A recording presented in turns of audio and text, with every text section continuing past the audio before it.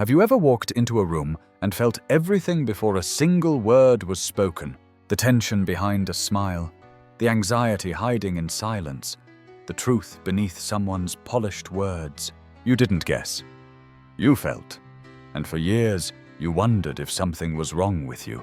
They called you too quiet, too intense, too sensitive. But what if everything they called too much was actually your superpower waking up? This isn't just a personality type. It's not another box to check on a test. This is a blueprint of your soul. And if you're an INFJ or INTJ, if you've ever felt out of place in crowds, if small talk feels like static and deep truth feels like oxygen, then what you're about to hear isn't content, it's confirmation.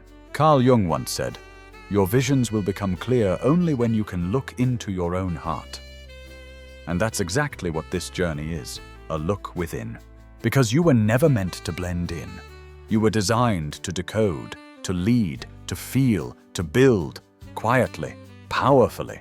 In the next 55 minutes, we'll unlock 10 truths about intuitive introverts that the world has overlooked for too long. But before we begin, take a breath. Not just with your lungs, but with your soul. Because what you're about to remember is something your intuition always knew. You're not broken. You're rare. You're the quiet storm that shapes futures. Let's begin. They always told you to speak up. Why are you so quiet? Say something. Don't you want to join in? As if silence was a flaw, as if stillness needed fixing. But what if your quiet wasn't absence? It was awareness. From a young age, you noticed things others missed. Not because you were trying, but because your senses were always tuned in. The subtle shift in someone's posture, the pause before a sentence, the way the energy in a room changed when someone walked in. You weren't distracted by noise, you were attuned to nuance. That's not a social flaw, that's sensory mastery. You didn't speak because you were lost. You stayed silent because you were absorbing everything. Carl Jung didn't see this as a weakness. He saw it as introverted intuition, a deep, unconscious perception that gathers data below the surface. It's like having sonar in a world addicted to static. Where others react, you reflect. Where they jump in, you tune in. And while most chase attention, you chase alignment. This is why crowds exhaust you. They bombard your nervous system. Why small talk feels unbearable, because it's noise without nourishment. You're not antisocial, you're selectively social, and that's not something to fix. That's something to honor. The truth is, you were never too quiet. You were simply hearing the world in a deeper frequency. So the next time someone tells you to speak up, just smile. Because your power doesn't come from volume. It comes from vision. And vision doesn't shout. It whispers. To the outside world, you both look alike. Quiet, focused, always a step ahead. But inside, the INFJ and INTJ are running two very different operating systems. INFJs lead with empathy. INTJs lead with strategy. Yet both are guided by intuition. A sixth sense that sees patterns where others see chaos. Imagine this. A team project falls apart. The INFJ immediately scans the emotional temperature. Who's hurt? Who's hiding shame beneath silence? Meanwhile, the INTJ's mind races through timelines and bottlenecks. Where did the system fail? How can it be rebuilt stronger? Same situation, different lens. Both powerful, both precise. INFJs are like emotional cartographers. They map the human heart. They walk into a room and feel everyone's internal weather. It's not just sensitivity, it's soul-level sensing. INTJs are architectural minds. They build structures in their heads before speaking a word. Efficiency is their compass. Vision is their anchor. But here's the twist. INFJs feel deeply, yet often hide their pain behind compassion. INTJs think deeply, yet often hide their vulnerability behind logic. And both suffer silently when misunderstood. Carl Jung called these dynamics functional stacks, the way our psyche prioritizes how we perceive and judge the world. For INFJs, it's introverted intuition plus extroverted feeling. For INTJs, it's introverted intuition plus extroverted thinking. This difference shapes everything, from how we love to how we lead, to how we heal. And yet both types are rare. Both types crave depth. Both types carry vision like a secret fire. So whether you feel more or think more, if you see connections others miss, if you walk through life feeling like a silent strategist or soul reader, you are not too much. You are not alone. You are one of the few navigating this world with a mind wired not just to survive, but to see what's next. You are two sides of the same intuitive coin, and the world needs both. You walk into a room, and it hits you before a word is spoken. The energy, the tension, the silent stories echoing beneath the surface. Someone's angry, but smiling. Another is crumbling, but nodding politely. And while everyone else is caught in the performance, you're tuned in to the truth. This isn't magic. It's your intuitive radar. A sensitivity so deep it reads frequencies, not just faces. Most people look. You scan. They hear tone. You hear subtext. They see gestures. You feel intent. Carl Jung understood this subtle genius. He believed our unconscious minds absorb more than we realize. Micro-expressions, shifts in energy, silent patterns of behavior. And intuitive introverts? They notice what others suppress. They don't guess. They sense. Think of a teacher who knows when a student is pretending to be fine, or a leader who notices when the team's mood shifts, even if no one complains, or the friend who texts you just when you need them without being told. This isn't overthinking, it's pattern recognition. And it's why you often say, "I just knew." In the UK, where social codes can be subtle and polite on the surface, this ability is both a blessing and a burden. You decode unspoken discomfort. You sense when someone's saying, "I'm okay," but meaning, "Help me." You feel the emotional air pressure drop before the storm hits. But here's the challenge. You also absorb it all. That's why you feel drained after social events.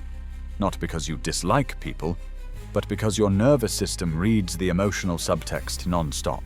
So how do you protect your radar without turning it off? You set energetic boundaries. You learn to observe without absorbing. You master the art of presence without depletion. Because in a world where most react, you read. Where others talk, you listen to what's unsaid.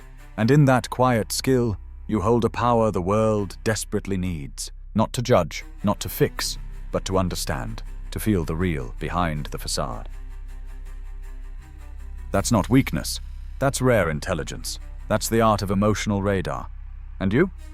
You're its quiet master. There's a lie we've been told since childhood. If you like being alone, something must be wrong with you. But what if your solitude isn't a symptom? It's your sanctuary. For the intuitive introvert, solitude isn't about escaping the world. It's about returning to yourself. Carl Jung once said, "The introvert is turned inward, toward the inner world, concerned with the inner psychic processes." For you, that inner world isn't a dark cave. It's a cathedral. It's where ideas bloom like wild flowers, where visions form, where patterns piece themselves together, where the noise stops and the signal begins. You don't avoid people. You avoid fragmentation, because every interaction, every emotional frequency, every social cue, it all adds to the data stream you carry. And eventually you need silence not as luxury, but as necessity. In a society that glorifies busyness, that equates productivity with noise, your stillness is rebellion. While others numb themselves with scrolling, you journal. You walk alone. You listen, truly listen, to your own thoughts. You're not bored in silence, you're building. You're not lonely in solitude. You're remembering. This is why you may disappear from time to time. Not out of neglect, but out of sacred maintenance. It's why a weekend alone in nature restores you more than any party ever could. Because you weren't made for the crowd. You were made for clarity. You weren't built to perform. You were built to perceive. So when they say, "Why are you so distant?" smile. Because distance isn't detachment. It's discernment. And in the space they call isolation, you find integration. That's where your mind resets. That's where your soul breathes. That's where your intuition sharpens like a blade. So take your time alone, not as an apology, but as alignment. Because in solitude, you don't lose yourself. You finally come home. Most people live life one step at a time. React, respond, repeat. But not you. You don't just live in the moment, you analyze it, you dissect it, you build from it. Your mind is a workshop where possibilities are sketched and futures are quietly engineered. While the world reacts, you strategize. While they ask, "What now?" you've already asked, "What's next?" This is the hallmark of the intuitive introvert. You don't wait for life to hand you blueprints, you design your own. Carl Jung described introverted intuition as a perception that moves inward, connecting abstract truths and symbolic meanings. And that's exactly what you do. You don't just see a moment, you feel its trajectory. You sense ripple effects. You reverse engineer outcomes. It's why you're always 5 steps ahead. Not because you're trying to impress, but because that's how your mind works. Let's make it real. You sit in a meeting and notice a flaw in the plan before anyone else sees it. You map out the next 3 moves of a conversation before the other person finishes their sentence. You replay interactions in your head, not to obsess, but to refine. People call it overthinking, but you know better. It's not overthinking, it's blueprinting. And like an architect walking through a half-built home, you see what will be, even when others only see the dust. In the UK, where modesty and reserve are cultural values, this kind of quiet vision is often overlooked. But let them underestimate. You don't need spotlight, you build in the shadows. You don't need applause, you measure impact in precision. You've probably noticed your life is a series of long, silent constructions. Visions nobody sees until suddenly they do. And when they ask, "How did you pull that off?" you smile. Because you know the answer. You didn't pull it off. You built it, brick by intuitive brick. And that's not luck. That's inner architecture. That's you. You feel it before they say it. The sadness behind the smile. The fear hiding beneath perfection. The tension in someone's silence. You don't ask, you sense. And that's beautiful until it becomes too much. Because when you carry the emotions of others without a filter, without a pause, it begins to weigh you down. Empathy in its rawest form is a double-edged gift. It connects you deeply, but it also drains you quietly. Carl Jung believed that deep feeling types tapped into what he called the collective unconscious, a shared emotional reservoir of all humanity. And when you're an INFJ or INTJ with high intuitive empathy, you're constantly tuned into that channel. You're absorbing emotional data your body never asked for. In many UK workplaces and social settings, where stoicism is admired and emotional subtlety is the norm, you're feeling everything no one else will say. You leave conversations more exhausted than when you entered. Not because you dislike people, but because you've unconsciously carried pieces of their burden. And no one sees it. They just say, "You're so calm. You're so strong. You're always there, but inside you're stretched thin." Because being emotionally available doesn't mean being emotionally empty. This is where boundaries become your salvation. Not walls, but gates. Gates you open intentionally, not automatically. You don't have to feel guilty for needing space. You don't have to apologize for turning your phone off, or declining the invite, or saying no with grace. Boundaries aren't rejection. They're recognition that your energy is sacred. Without them, empathy becomes burnout. But with them, empathy becomes wisdom. So the next time you feel heavy after being around someone, pause. Ask yourself, was that mine to carry? Because your gift is not to heal the world alone. It's to feel deeply, share wisely, and protect fiercely the light within you. You can still be kind and choose you. You can still be open and honor your limits. Because the ones who feel the most must also rest the most. Not as weakness, but as responsibility. You're not made to numb. You're made to navigate. So breathe. Set the boundary. Let it hold. Let it heal. Because when you protect your energy, you protect your purpose. Most people run from their darkness. They avoid the pain. They numb the memories. They polish the mask. But you did something radical. You turned around. You faced the shadow. And you didn't flinch. Carl Jung called it shadow work. The process of meeting the parts of yourself you were taught to hide. The anger, the shame, the sadness that had no words. You didn't suppress it. You sat with it. Not to glorify the pain, but to understand it. And that takes a different kind of strength. Not the loud, external kind. The silent, internal kind. You met the version of yourself that others might walk away from. You held space for the you that was hurt, scared, and raw. And here's the truth Jung taught us. You don't become whole by pretending the shadow isn't there. You become whole by bringing it into the light. That's why your peace today feels earned, not gifted, not random, earned through the fire. You've cried in rooms no one knew. You've rebuilt yourself in silence. You've forgiven yourself for things you used to carry like chains. And now your wisdom isn't theory. It's blood-tested truth. This is why people say you're grounded. Why your presence calms storms. Because you've weathered your own. And now you don't just offer advice, you offer resonance. You don't speak from ideas, you speak from integration. That doesn't mean you're healed in the final sense. Healing isn't a destination, it's a cycle. But it does mean you're not afraid to look inside anymore. That your light isn't artificial, it's forged. That your smile doesn't hide pain, it carries it with grace. So when people say, "You're so wise for your age," or "You seem older than you are," know that what they're sensing isn't just maturity.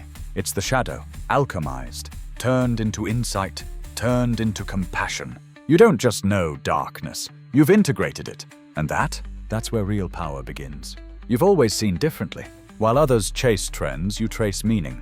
While they fit in, you wonder why no one's questioning the noise. And for that, you've felt alone. Not because you can't connect, but because you rarely meet anyone on the same frequency. You speak in layers, they hear in headlines. You search for depth, they skim the surface. It's not arrogance, it's wiring. You weren't built for shallow waters, you were made for oceans. Carl Jung said the visionary walks a lonely path.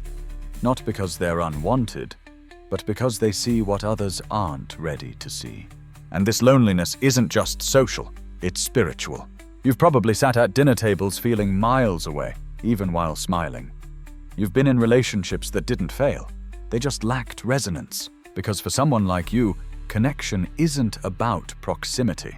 It's about presence, depth, mutual understanding. And that's rare, especially in a world that rewards performance over authenticity, noise over nuance. You've been told you're too much, too intense, too serious, too quiet, too analytical. But the truth is, you've simply been surrounded by people who weren't meant to hear your frequency. And that's okay, because once you stop trying to shrink your soul to fit shallow containers, you start attracting what's real. You begin to find others, not many, but a few, who speak your language. The ones who don't need small talk because they feel safe in silence. The ones who don't just answer questions, they ask better ones. This is the paradox of being rare. You'll be misunderstood by the many, but deeply recognized by the few. And those few, they're your home. So if you've felt like a lone wolf, a quiet seer, a misfit in a crowd, it's not because you're broken, it's because you're tuned to a future that hasn't been built yet, tuned to truths that others are still waking up to. You're not here to fit in, you're here to create alignment. So honor the loneliness. It's not exile, it's initiation. The visionary's path is rarely crowded, but it is always worth it. People think you daydream too much, that your mind drifts, that you're not present, that you're zoning out again, but they don't see what you see. Because while they're staring at what is, you're building what could be. Your imagination isn't a distraction, it's a portal to futures, to blueprints, to designs that haven't manifested yet. Carl Jung called this active imagination, a sacred dialogue between the conscious and unconscious mind. Where most people imagine to escape, you imagine to construct. You don't just picture a better world, you map it, step by intuitive step, vision by subtle vision. You've walked through entire conversations in your mind before they ever happened. You've felt outcomes before the decision was made. You've designed paths no one else could see because they weren't looking inward. This is your gift, but it can feel isolating because most won't understand why you stare into space for 10 minutes, only to write down a full framework. Why you need silence to hear ideas whisper. Why your plans feel too big or too weird, until suddenly they're real. You're not making things up, you're making things visible. from the ether to the earth, from vision to embodiment. This is why traditional goal setting never worked for you. It was too linear, too surface, too shallow. You don't move in straight lines. You move in spirals. You feel your way forward. And the wild part? You're rarely wrong. Because you don't just trust logic, you trust resonance. Your dreams don't feel like fantasies. They feel like instructions. You don't just want to imagine. You want to build. But not everything. Only what matters. Only what aligns. So when they say, "You're always in your head," you smile, because they don't know your mind is where blueprints live, where futures begin. You weren't cursed with imagination. You were chosen to carry possibility. That's not soft. That's sacred. Keep dreaming, not as escape, but as design. Your imagination isn't a pastime. It's a mission. And every vision you bring to life is a love letter from your soul to the world. Leadership isn't always loud. It doesn't always wear a suit.